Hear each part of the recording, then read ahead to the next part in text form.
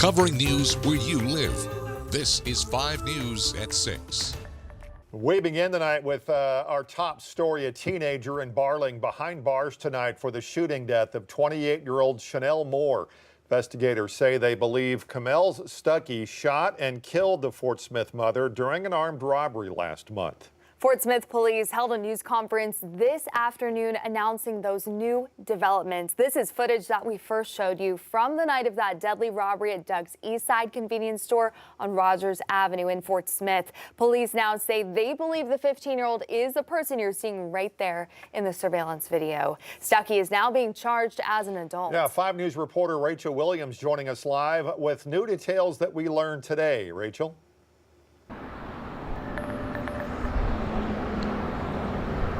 Right behind me is where 26-year-old Chanel Moore was shot and killed during a March 24th robbery. In the past couple of weeks, the community has came together to raise money for her kids, and now police say they have arrested the person who killed her.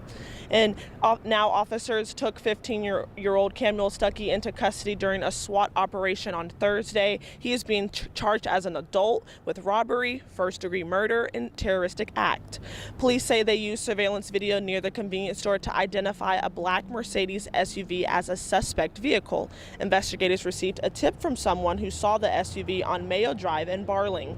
Then in April, Fort Smith police received a second tip through Facebook about a December robbery in Barling. Fort Smith and Barling detectives worked together and discovered a gun recovered from the Barling robbery belonged to the owner of the black Mercedes on Mayo Drive. Again, that vehicle was connected to the deadly robbery at Doug's Eastside convenience store. Investigators compared video from both robberies and say the suspect in both wore identical clothes. Police then identified the suspect as the son of the Mercedes owner. Now, Camille Stuckey is facing charges for both robberies.